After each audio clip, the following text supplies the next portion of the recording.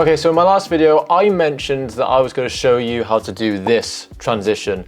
No one actually asked for it, but I'll do it anyway. The first thing you need to do is get your footage of a billboard or poster or whatever it may be. For this instance, I'm just using some random generated image that I've downloaded. Now this one does actually come with a green screen and has an automatic zoom in, but I'm not going to be using that for the purpose of this. So let's just drag that in. So we just have our billboard image. You can obviously do this handheld or not. If you do it handheld, you're going to have to track, but I don't have any handheld footage. So for this case, we're not doing that. Then you also need your footage of what you want to track into. And so I'm using this FPV drone footage as the example also has some drone footage.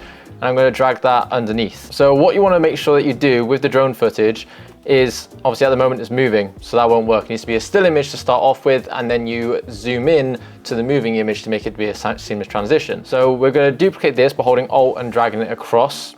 And on this first image, I'm going to right click, go to change speed and freeze frame. So now this is just a frozen frame of the footage. We can now get our track, and again with this one it comes with a green screen, but if you're doing this in like a normal sort of vlog thing that you want to transition to, you won't have a green screen, so I won't be doing that. I'll be just normal I'll just be transitioning. For the first bit, I'm going to go about 5 frames back, and I'm going to cut the freeze frame and have the actual moving footage start at the end of that one, and I'm going to cut it again. So it starts off freeze framed, and then the last 5 frames of it, it's then moving.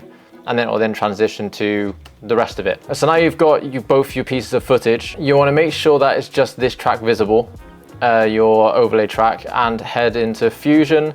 Obviously, if it is green screen, then you head into color and you do the green screen, link in the description for the green screen tutorial. Now, because it's a rectangle, I can actually use the rectangular mask, but you have obviously your ellipse mask and you have your polygon, so you can draw it yourself. But I'm going to do the rectangle one. Scratch that. I'm using the polygon tool just because I find you can be a lot more accurate. So with the polygon tool, you just select it, click invert, as you can see I did over there, and it allows you to see the image again. And then you can go through and line where you want the mask to be.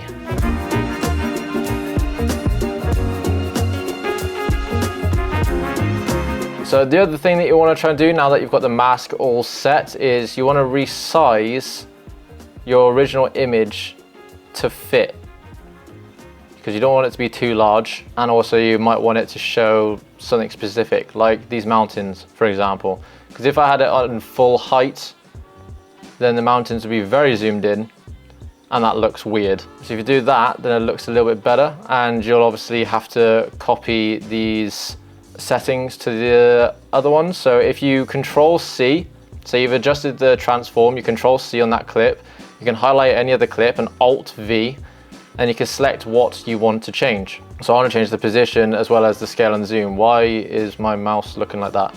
And then those will all copy across. Highlight these, so the clips that you've just edited, right click, new compound clip, rename it whatever you want, and then highlight both of these clips together and create a new Fusion clip. Head into Fusion, find the frame at which it changes. So it changes there, disappears there. So that's where I want the last frame to be. Shift space and search for transform. And you want to head back to the start of when the clip starts moving, which is this bit here. Set a center point and also a size point, and then head to the end where it disappears, and zoom all the way in and adjust the position as such so that it fits the screen. Head into settings, add motion blur and up the quality to 10, so it's high quality motion blur. Click on the spline option, and for both of these, so for size, we'll do size first. We want to have it start off slow, so go to about that point. And try and remember the points that you put these at, because you have to do the exact same thing for the displacement, which is the position of it, because otherwise it will look all weird and you'll see like the black background and everything, and it just won't work properly.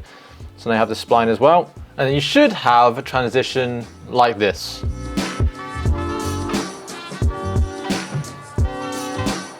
Now obviously if it was a moving footage, like I said, you'd have to track it, but you would also have to adjust the mask. So when you add a mask onto something, you add a mask in, you can literally, if it is a rectangular mask like this, you can just set your keyframes on the center, the height and the width, and then adjust going frame by frame with the movement of the mask. If you're using a polygon, then it will automatically add the keyframes for you. So all you got to do is go frame by frame and move the points. If it's a still image like this, then that's all you have to do. If you wanted to, you can always add what I like to add. You can always just add a camera shake to it to make it seem like it's kind of handheld rather than it being just a still image. But yeah, that's how you would do that viral transition that the guy posted ages ago now. Yeah, subscribe.